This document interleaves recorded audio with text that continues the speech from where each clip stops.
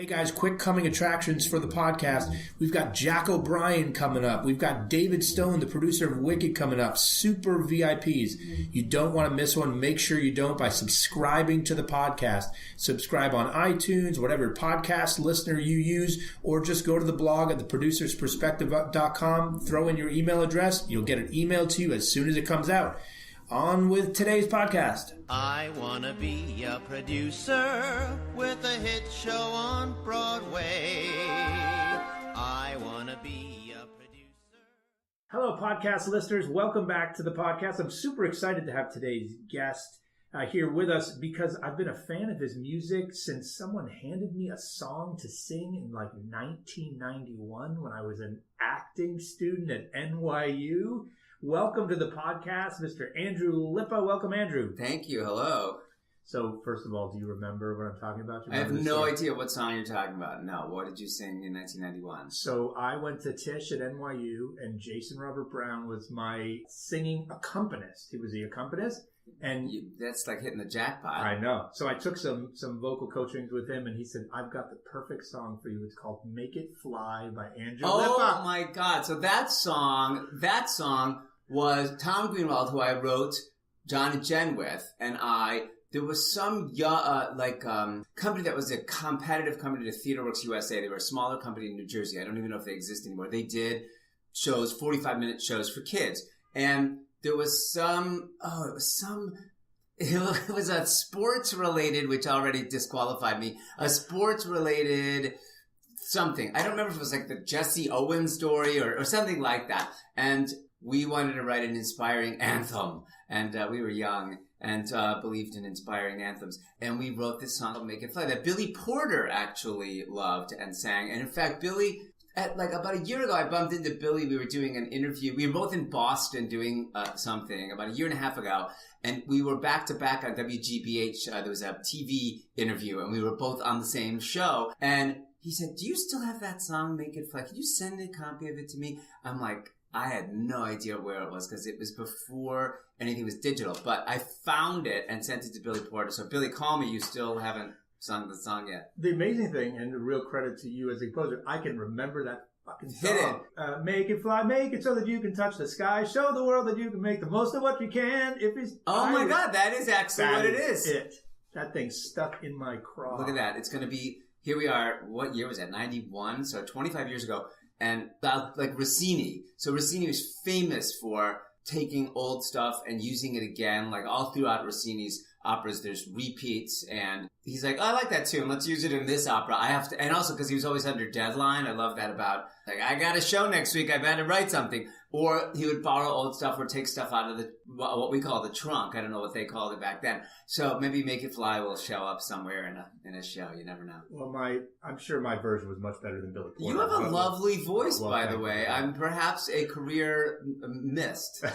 Or yet to come. Definitely Kevin Davenport, head of all things theatrical and actor. Well, let me give you a little bit of bio on Andrew. So the first Andrew Lippa show I saw was that fantastic two-hander John and Jen back in those 90s. He went on to write some new stuff for the You're a Good Man, Charlie Brown revival. Wrote book, music, and lyrics to the terrific Wild Party, which won him a Drama Desk Award, and which actually was the show of the season at City Center last year, by the way. Tony nominee for his score for the Addams Family, which has been performed all over the world. Wrote Big Fish for Broadway. He also wrote, which I want to talk about, this musical tribute to Harvey Milk called I Am Harvey Milk. He's the president of the Dramatists Guild Fund, which we'll talk about as well. But let's start at the beginning. So how did you get bit by the theater bug? Where did this all start for you?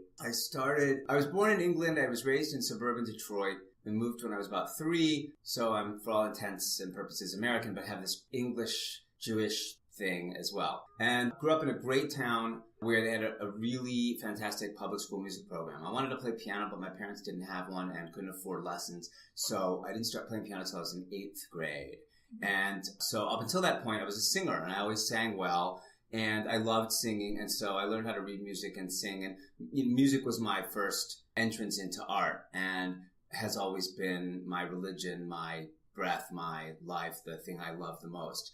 And when I was in high school, when I was in 10th grade, it was a big decisive year because after my bar mitzvah in 7th grade, I started Hebrew high school, and most kids didn't, but you could carry on your Jewish education. So I liked it, and I went 3 days a week after school to Hebrew high school. And when I was in 10th grade, I auditioned for all the advanced musical groups, and I was fortunate I got accepted to them all at school, and I auditioned for the Pajama Game, and I was cast in the production of the Pajama Game, but rehearsals were after school, and I was either going to be in the musical or go to Hebrew high school. And I went to my parents and said, I have this, what felt like a daunting 15-year-old choice. And my parents, to my surprise, still said it was okay to go into the Pajama Game and not do Hebrew high school anymore. I really can't quite, I don't know what they thought. I really don't. Other than they wanted to support my talent because they believed in what I loved, and they had seen evidence of some of the things that I was showing promise when I was showing promise at that young age. So I was a very fat kid. I was a fat steam heat boy. They told me to shovel more coal in the boiler. And I did that show. And that was what started it. And a few friends, including my lifelong friend, Jeffrey Seller, who I grew up with, who's bought my parents' house from us when we were 6, who we were boyfriends for 6 years. Jeffrey Seller, the producer of Hamilton and Rent and many other things, has been my lifelong best pal. And Jeffrey and I were in those productions together. So we were in the Pajama Game. The following year, we were in the Fantastics. We did choir, and we memorized Evita. And so Jeffrey was the one in college. We went to college together. And when I was at the University of Michigan in my freshman year, Jeffrey said, you play the piano and you like musicals. Why don't you write a musical? Which for me was like, you've been to Chicago and you like pasta. Why don't you sell real estate? Complete non sequitur. And yet there was something about it that felt like a challenge. I think it was an intellectual challenge, if nothing else. Can I do this? What is it? What is writing music? What is that? I don't know anything about writing music. I've never done that. I've never thought about why musicals do what they do. I didn't know what the rules were. I didn't know what the rules were that you could break. I didn't know anything. So Jeffrey had an idea for a story, and frankly, it was like Into the Woods long before Into the Woods. So Steve and James Steve Sonham and James Lapine should give us a call. But it was a combination of fairy tale stories. I'm sure lots of people tried that until they got it right, Into the Woods. And we wrote this 45-minute musical for which I wrote the music only and played it for our teachers, several of our teachers, and each of the teachers spoke to both of us and then contacted me privately and said, you're really good at this. I don't mean to throw Jeffrey under the bus because he's really talented. But Jeffrey's life as a lyricist wasn't going to last long, and he knew it too. So I kept that quiet, but it opened a really huge door, and it was the door of possibility in my own body and my own ability to create and make things, and the desire to say, this is what I believe. I think writing in most ways, I've heard people say, I write for you, I made this for you. And I'm like, I don't make things for anybody. It sounds selfish, but I make them because it pleases me, and it allows me to understand me a bit better. And I have found that that's hard enough. It's hard enough to understand myself. So the characters I've written, even comedies, are a way for me to understand myself. When we talked about Rick Ellis and Marshall Brickman and I talked about the end of the Addams Family, this big story about this dark family, and it's a big comedy. And the question was, how do you end it? Because many musicals end with hope and light and move toward lightness and happiness, or there's possibility. That's the American idea, right? That we move towards possibility. The end of Next to Normal, this woman goes through this horrible experience and is still in a horrible experience, and yet they sing a song called Light, I think it's called, at the end of Next to Normal. So Rick and Marshall hit on the idea of no, it's about going into the dark, going to the cave, move toward the darkness. I said, stop. And I wrote Move Toward the Darkness, which is a facet of me. It's the notion of, I love that Joseph Campbell notion of the cave you fear to enter holds the treasure you seek. So anyway, long answer to the question is, I got the bug in high school, fell in love with musicals and opera and musical theater storytelling. So it's not just about Broadway, it's about musical theater storytelling for me.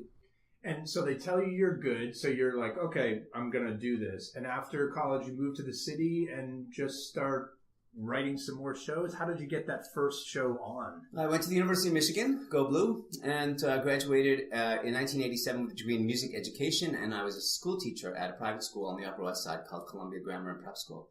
And while I was there, I got accepted into the BMI Musical Theater Workshop, which is a really great training program for young writers, and mostly young writers, although I don't think it's restricted by age, but most of the people in my group were young. A couple of people in my class went on to write some things like Amy Powers, who went on to write some shows that have gone to Broadway, Dr. Zhivago most recently. And it was a great opportunity to have a deadline and have people, like-minded people, give you some feedback.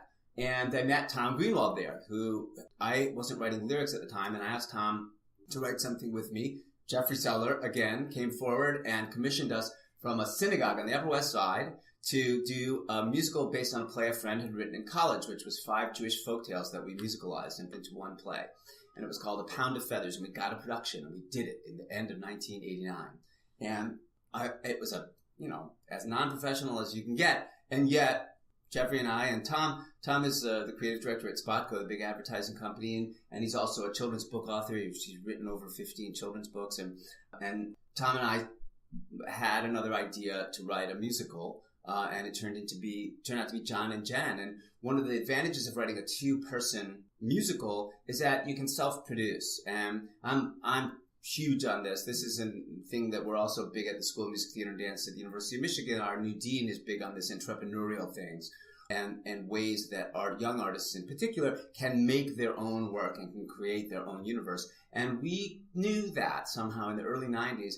We knew a 10-actor musical was going to be really hard to get anybody to do, but a 2-actor musical, I was one of the actors, and so we already had half the cast went around with us. And we funded and put together our own presentations, and we invited people we knew. And I had worked at the Goodspeed as an assistant music director on a few projects there. And we invited Sue Frost, who is now with Randy Addams. They produce Memphis, and I think they're doing Come From Away. Is that their next show this season? But at the time, Sue was the associate artistic director, or she was Michael Price's associate at the Goodspeed, and Sue came along with our friend Stephen Sondheim, who came to give us notes and was unbelievably helpful and taught me a lot about mentorship and what that is, and how we are a guild like the guilds of yore, where you teach the young ones what you know about shoeing a horse, and that's part of my responsibility, and we'll talk about that when we talk about the Dramatists Guild Fund. But we did a private thing. We invited for 2 performances, and the truth is, it was about Sue Frost. You just have to have that one person who likes what you do. And 7 weeks later, she called us and said, we'd like to put this on at the Goodspeed at the Norma Terrace Theater. And we got our production, and we did a production for 3 weeks in 1993. And at the final performance, Carolyn Rossi Copeland, who used to run the Lambs Theater, came, and she came up to us, and she was the only person who said anything, and the only person who could affect the life of the show. She said, I love this musical and I want to produce it in New York. And we said, yeah, call my agent.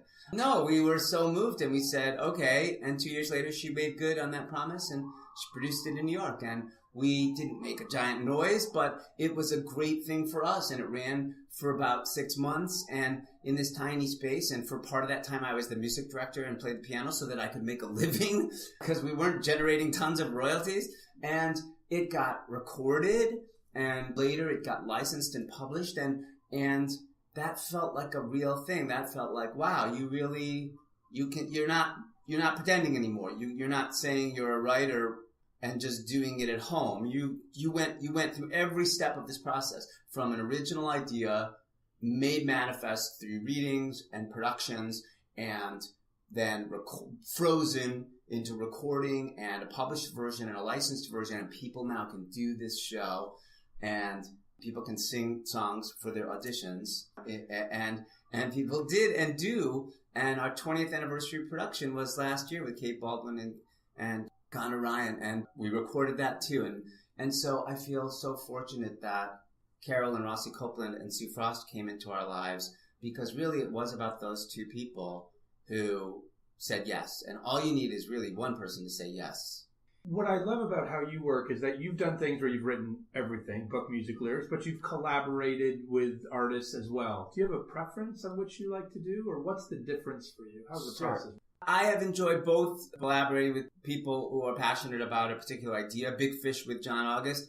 I had the idea to make it into a musical and called Bruce Cohen, one of the producers of the film, who I had met. But it turns out that Dan Jinks and Bruce Cohen, who had produced the movie, and John August, who wrote the movie, also wanted to make it into a musical, and I didn't know me. And so somehow I got to them, and they were thinking about making it into a musical at the same time, and we decided John and I should write a few things, and I'll write a couple songs, he'll write some scenes, we'll structure it, we'll talk about the structure of it, and present it to Bruce and Dan, and boom, we did, and we made a musical. And that was a great like-minded people who had deep experience with the title already, and me, who was the new guy, but I was the most theatrically experienced. So it was a good combination until we brought Susan Stroman into it, of course, who was our leader on the project.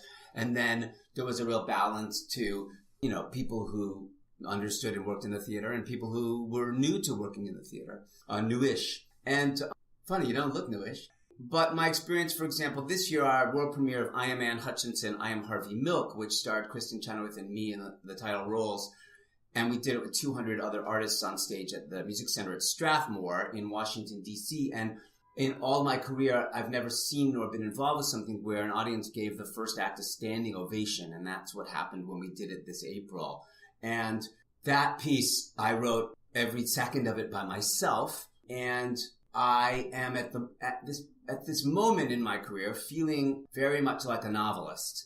And I am enjoying and welcoming in new projects and new ideas where I will write everything.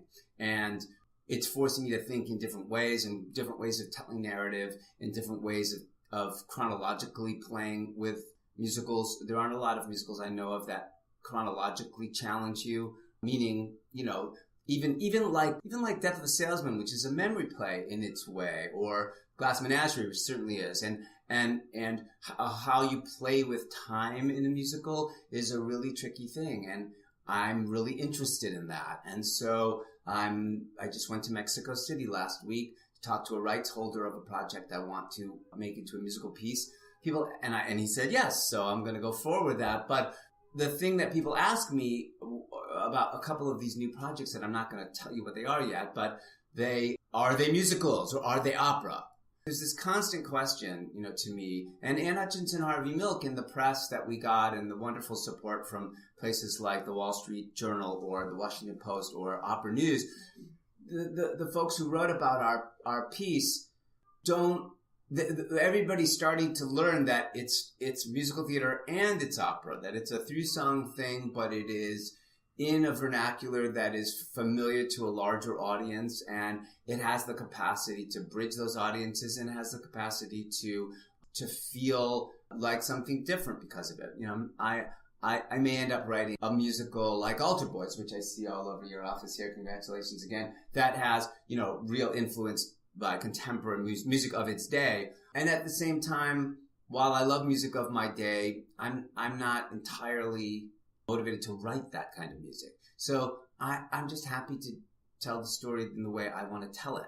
And if people then want to see it and be part of it, then that's just a wonderful thing. And I kind of like that Pied Piper notion. If you build it, they will come. If I make it, and Anne Hutchinson, Harvey Milk was that way. It was commissioned by the San Francisco Gay Men's Chorus, the I Am Harvey Milk portion, as a concert work. And Noah Himmelstein, the director, and I have transformed it into a theatrical work. And that's been a great, great joy to do. And for me to make something and then to bring other like-minded people to it is where I am at the moment. So I'm open to collaboration, of course, but at the moment I'm enjoying being the sole voice on these few projects. So let's talk about adapting material. What is it about that made you get on a plane and fly to Mexico to meet with a rights holder about that material that said this is a musical, or even Wild Party, this is a musical?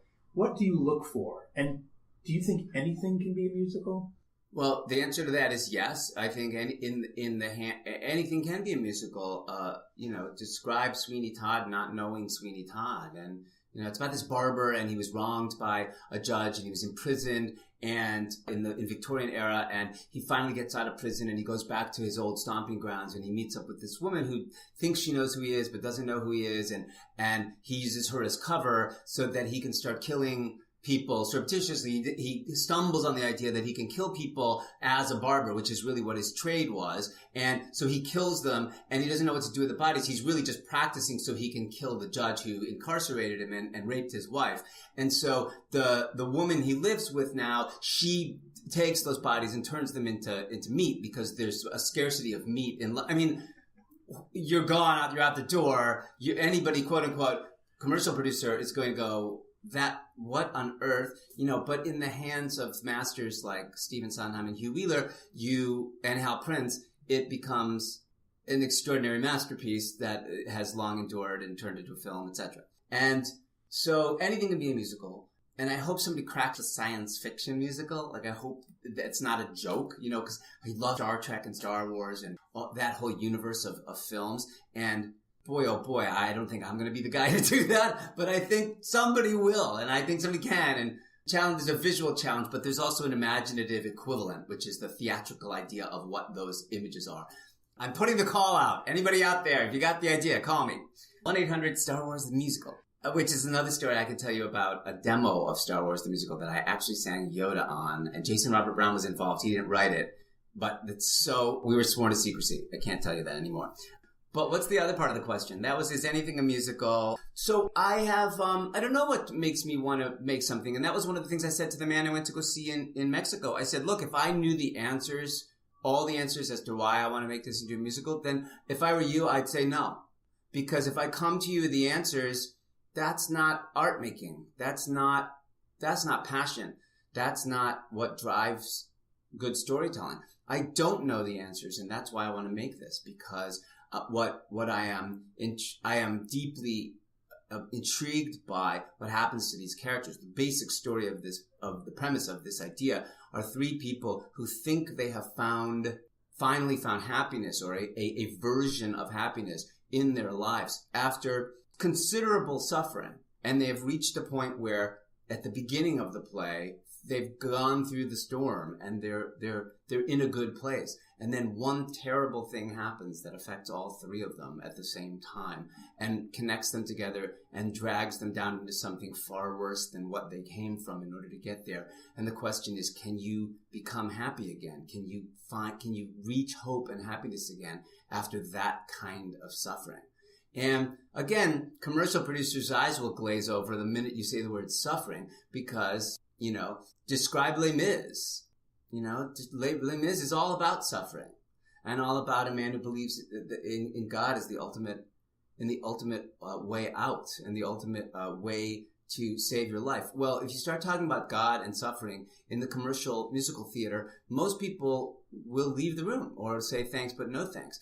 But if you are artful enough, like Claude Michel Schoenberg and Alain Boublil, and write such extraordinary things, and write characters who you want to be with and want to spend time with and can understand their motivation, then sometimes you end up with something like Les Mis. And if it were easy, oh boy, there'd be a lot of Les Mises, right? So it's not easy, and it's not easy to reach deep and to reach wide.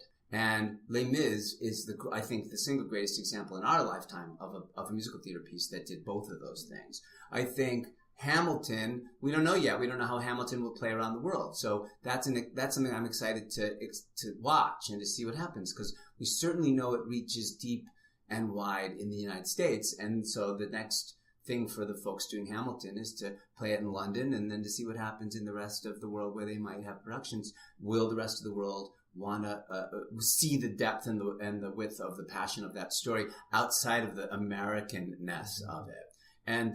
And again, try describing that, Lin-Manuel Miranda, to a commercial producer 8 years ago. It's about Alexander Hamilton and he gets killed but he was this, and it's kind of a biography, but it's not, and it's told through contemporary music. It's hip-hop infused music and theatrical things, and it's going to be a multiracial cast, even though, of course, there were, wasn't multiracial back then. I mean, and you can explain it in as profoundly, deeply, spiritually, meaningfully, intellectually a way that Lin can. And I still think there are many folk who wouldn't get it. And that's what I call the Kleenex box analogy. So when I talk about making a show, we're a group of people developing a new product. And our noses are dripping all the time and we're sneezing all the time. And boy, do we wish we could do something that's better than a piece of fabric that you keep in your pocket and keep blowing into all day and have germs and like it's gross and you have to find a new spot on the piece of fabric each time that hasn't been used. And by the end of the day, it's really kind of gooey and disgusting in your pocket. So somebody says in the meeting, oh, I got this idea. It's paper. It's paper. Okay, so it's a bunch of pieces of paper and they're really thin and they're soft and they all connect to each other somehow, like they overlap somehow, and they're in a box and you pull one at a time and you use it to blow your nose and then you could just throw it away. And there are a good number of the people who are like, I have no freaking clue what you're talking about. So the smart creator of the Kleenex says, you know what? Here's the problem. The problem is we want to blow our nose into something that isn't disgusting by the end of the day. I've got an idea. Let's meet tomorrow. And that person goes home and she makes a prototype and she brings it in and she puts it on the table. And in this particular case, you pull it out from the side and they're all green. And so people around the table go, oh, wow, that's so cool. But what if you pulled it out from the top? Like, can we just turn it 1/4 turn? And green, I'm not sure green's the right color because like what you blow out of your nose might be that color and you couldn't see it. You know, maybe it should be white or maybe it should be like a lighter color. And this is the process of making a musical. And if you have people sitting around the table talking about the idea, some of whom are not equipped to do it. The truth is the writer is the creator. The writer is the person who makes it. And everybody else is the interpreter. Or people can have ideas, but they're not making the thing. So I get it. We have a problem and we have a set of potential solutions. Let me go make a Kleenex box and bring it to you tomorrow. And then the work of feedback is so much easier. It takes anxiety out of the process because it allows everybody to go, oh, if you turned it 1/4 turn, or what if it was this instead of that? And then the writer can go, you're responding to the thing I made as opposed to the idea. There's this wonderful meme I saw, or GIF, is that what it's called? The GIF? I'm feel old. The GIF, GIF, what do they call it? And online, that was a story idea in head. And it's Van Gogh's Starry Night. And it's that gorgeous image of the Starry Night. It says idea in head, and you see the image of Starry Night, and then it says idea in script meeting or whatever, or like in discussion, and it's like stick figures and not quite the right colors, and there's one star and description written on the page, and that's exactly what it feels like as a creator when you don't bring something in. So I'm a big advocate in terms of back to your question. Can anything be a musical? The answer is yes, but you have to go make it. Go make the thing and bring it to your collaborators and say, here's the thing. Now we have something to talk about. When you pitch for underlying rights, or do you spec? Do you say, hey, here's an idea for a song? Would you ever do that? I do it. Yes, depending on what it is. If I wanted to turn, something of incredible value into a musical and was trying to get the rights, obviously that's different from something that nobody's asking to turn into a musical. So if I want to do, Star Wars, the musical, obviously, I'd have to go to Bob Iger or whoever at Disney, and with a huge production already. I would have written 5 songs and brought the best people into the room and say, hey, here are the numbers, and act it out. Or whatever the equivalent of that, as opposed to an idea where it's not an in-demand property. And even so, with this man I went to go see in Mexico City, I had written the 1/4 of a page of lyric based on something from the movie, and I had written about 1.5 minutes of music that I recorded and played for him at one point to give him a sense of what was in my mind in terms of the sonic universe, the possible sonic universe. And I actually think it mattered. It showed him that, it showed him just a notion into it that wasn't just talking. Yeah, it's showing, not telling. It's that old adage, but in a commercial, in a pitch way, which I think is fantastic. You mentioned performing in Harvey Milk, and you mentioned Pajama Game kicking off your career when you were in high school. And just to go back to if you had seen it, Ken. Get us some video. If there was no such thing then. It was the Dark Ages. And actually, the full story of the Make It Fly is that I tried to go see you in Cabaret this is the first place we met, at 88's downtown. You couldn't get a ticket. I couldn't. I was sold out. It was sold out. Jason Robert Brown was the highlight of that evening. He was my music director. I know. And I said, Jason, he was there, and I was like, Jason, I can't get in. And he was like, oh, sorry. Well, Andrew's really, really popular. That's hilarious. And you were standing right there, and Jason said, you should tell him you like his song. And you were about to walk in to do your set, and I walked up to you, and I was like, he gave me Make It Fly, and I just love your song. I was so And did I let you in? No. You were literally about to make your entrance. So it was amazing. Anyway, I didn't get to see it. Oh my God. The point is, you're also a fantastic singer and a fantastic actor. Does that help? Being an actor, being a singer, does it help you as a composer and a lyricist and book writer? And how? It helps in a way. The answer is yes, of course it helps, because it happens to be who I am. So as long as I am true to who I am, then that helps. I can't write without singing. If I get sick and lose my voice for some reason, I probably won't write, because I have to make noises with my voice. I have to sing. I think like a singer in terms of how things are singable. I wouldn't put difficult vowels on high notes and, and that sort of thing. I think about what key things should be in based on what kind of a singer I would be looking for. Doesn't mean I don't change those keys, but, for an individual. But for the most part, I think very much like a singer and actor, and I act out. I look like a crazy person in my studio because I'm talking, acting, singing, repeating. When I get into the act of writing, sometimes you turn over short sections of it over and over again. You play them over and over. You sing them over and over, and you edit them and make little changes as I do it. I shouldn't speak in the second person. I should speak in the first person. I keep saying you, but I mean I. And being an actor in my own work is wonderful. It's wonderful. I love playing Harvey Milk and Governor John Winthrop, who I play in I Am Anne Hutchinson. And they're wonderfully different characters. Winthrop is a puritanical leader and founder of the Massachusetts Bay Colony in 1630, who believes ultimately in the subjugation of women and the subjugation of the native populations in colonies. And Harvey Milk, a lot of us know, is a great civil rights leader and a homosexual and a Jew. When I am 2 out of 3 of those things. And so it's wonderful to be in my own work, and I am going to be in The Man in the Ceiling, which is my newest musical that I wrote with Jules Pfeiffer based on his book, and Jeffrey Seller again is directing it. Jeffrey started directing again, and this is his second full production. He did Fly in the Dallas Theater Center, which is a Peter Pan adaptation, and he's still developing that show, and he's now directing with Bay Street Theater presenting A Man in the Ceiling, and I am playing one of the roles in that show, and that too has been a process of other people have played that part. Christian Borle did a reading for us once, and it was wonderful, and he's very unavailable at the moment, but to my good luck. And but a couple years ago, when we were talking about when Jeffrey got involved and we did a reading, I said, guys, I've always wanted to play Uncle Lester. Can I do it for the reading? I think I'm going to be really good. And they said, okay, let's do it as an audition. You should do the reading. That's a great way to find out if you're any good. And I landed the part. I booked the gig.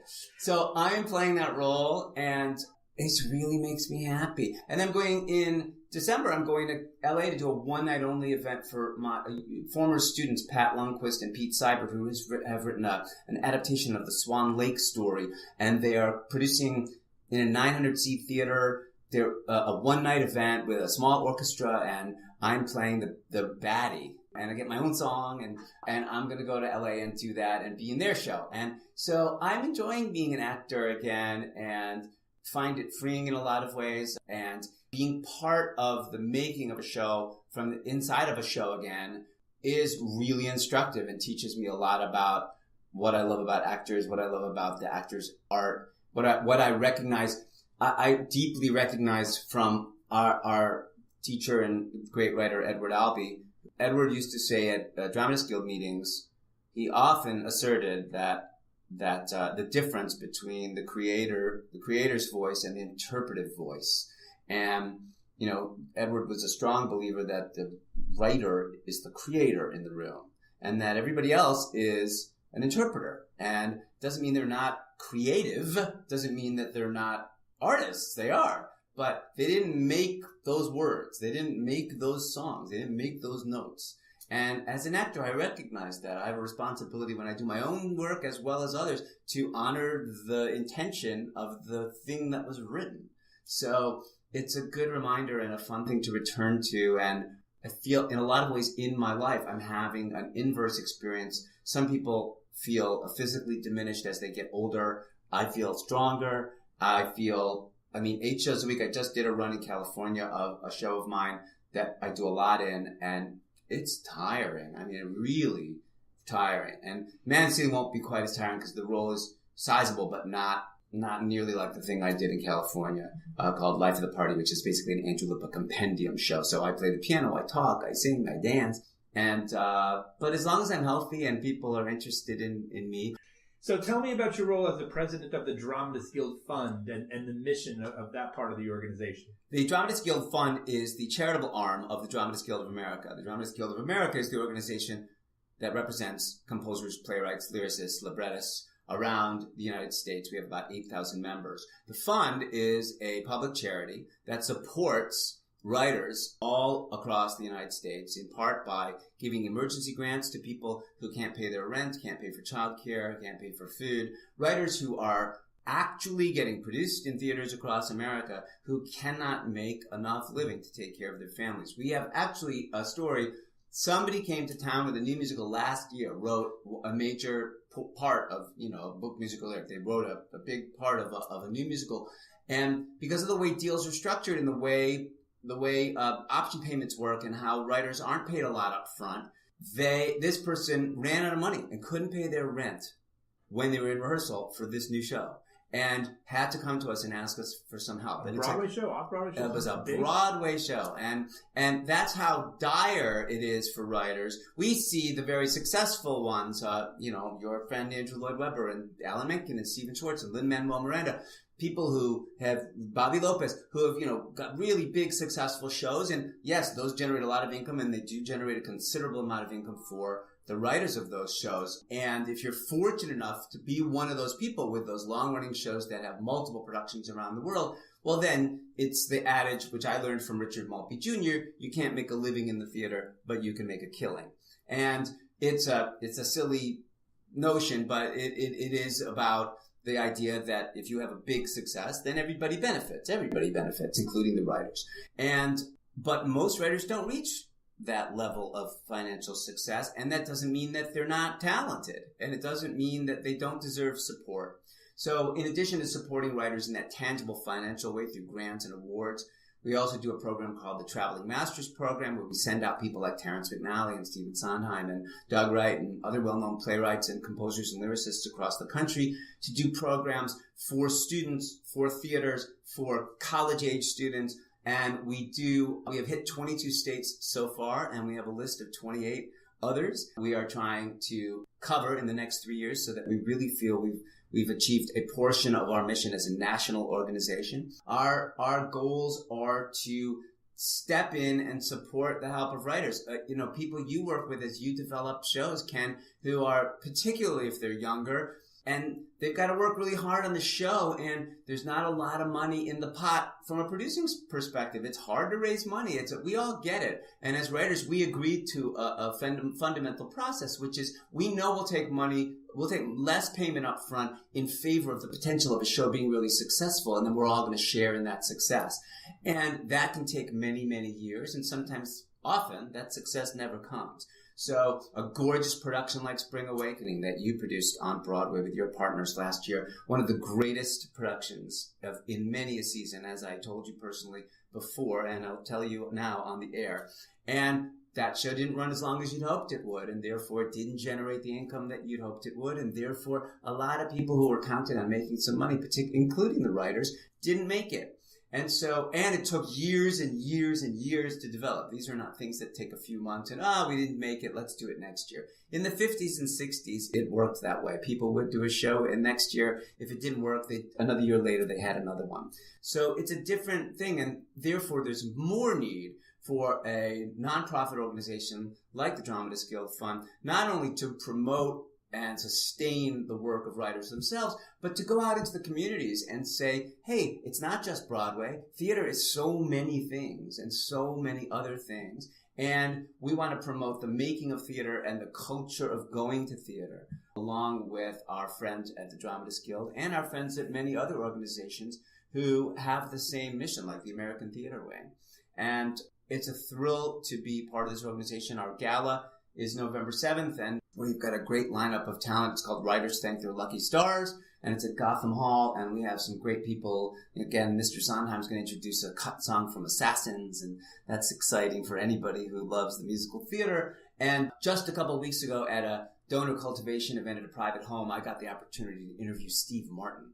And Steve Martin is someone who has been a creative hero for me since I was in 8th grade. And I managed to, because we had a successful chat in front of this audience and we had a lot of giggles together, I worked in the fact that in 8th grade during lunch, Steve Granitz, Eric Schultz, Jeff Stern, and Ricky Krosnick and I used to literally recite a Wild and Crazy Guy album from back to front. And we knew every pause and every moment. And I mentioned that to Steve in front of the audience. I said, I know this is like super geekdom, but I got to do it.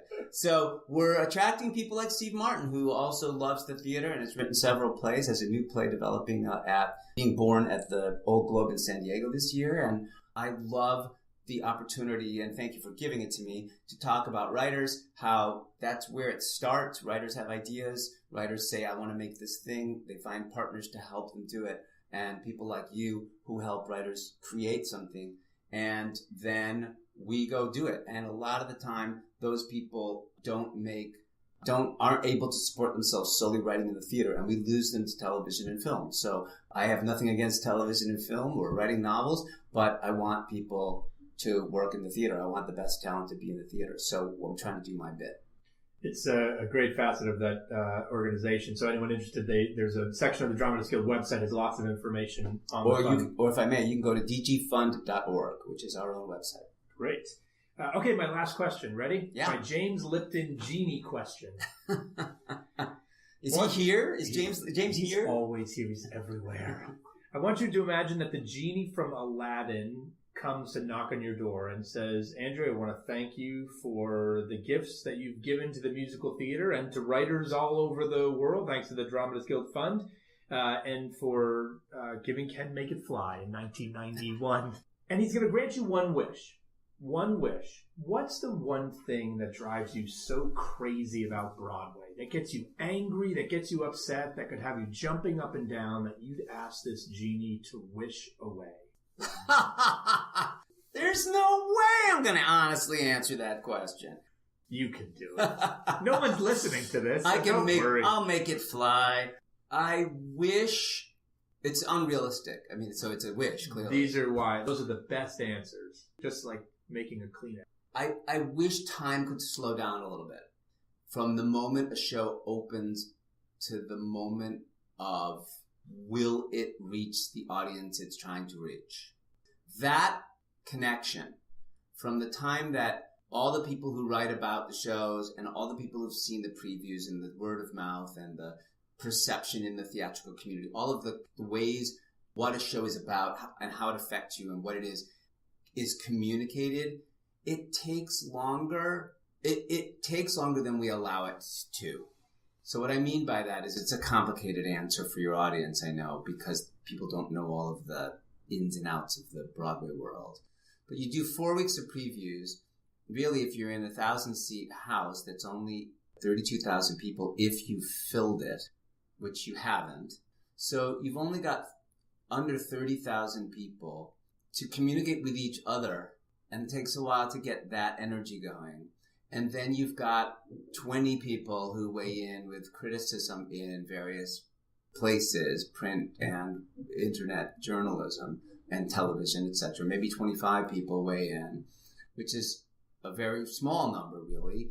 And then any number of people who read only a percentage of any of those things and or communicate that information. Oh, I heard it was, or it was about, I saw it, it's wonderful. That period, from the time people tell you what the thing is that they saw to the time that a show hits that moment where it's got to close because it hasn't sold enough tickets, because it hasn't, there are so many factors at play, most of them having to do with finance. I wish that window were longer. I wish you could open your show and know that you could get through 6 months of limping along, if you have to limp along, to reach the people, that core group of people who are going to love it.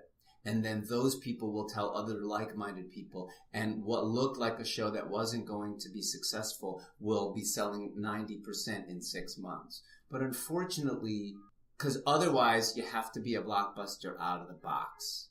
And that's been a challenge. That's a challenge for every show, and that's what makes 80% of them close very quickly and lose their investment. Now, it doesn't stop people from making plays and musicals. We're very fortunate that people still want to write them and people still want to produce them.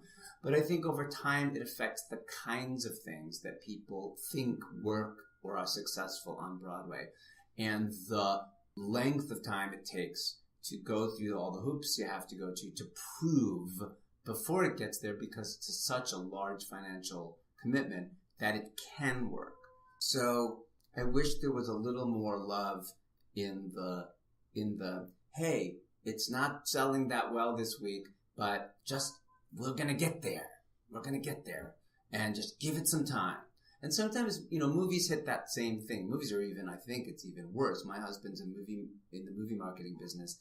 If they don't have that big opening weekend, it's really tough, unless it's a smart house film or an art house film. Even those have to, in relation to what was expected, do well that opening weekend, or they quickly get kicked out of the theaters, or they just get dismissed. Nobody hears about them, or the marketing budgets are dried up and they can't promote them.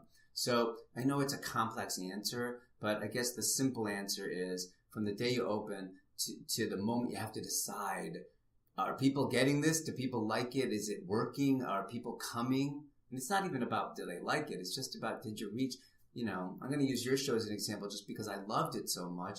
Spring Awakening was so powerful and so beautiful and so about the present. And whatever the reasons are in the world, you don't know them, I don't know them. It just didn't reach the audience. But if it had been allowed to stick around a little bit longer, if there was some mechanism that allowed for it to stick around a little longer, it might have. And if it did, it would still be going now. And more people would experience the love in the room of that play. And really, they're one of the top things I've seen in a very long time. And so I think that's the big challenge working on Broadway. And that, for me as an artist, I like working on Broadway because I like knowing that you have, the access to everyone and everything. Everybody wants to be here. This is the place. But I also am developing projects for other places, because I think the pressure of it's got to be a hit it also affects the nature of what you make. And so I think that balance is one we all have to learn as artists, as producers. You haven't only produced on Broadway, etc. Everything has its home. And as it says on your wall, it's only a play. It's a great answer. Thank you so much for joining us today. Thanks to all of you for listening. Good luck with the project in Mexico. All of you listening, whatever that project is debuts, wherever it debuts, you'll be able to say you heard about it then. Thanks again so much. We'll see you next time. Don't forget to subscribe to the podcast. Great guests coming up. You want to be the first to hear, and you don't want to miss it. Subscribe on iTunes or at theproducersperspective.com.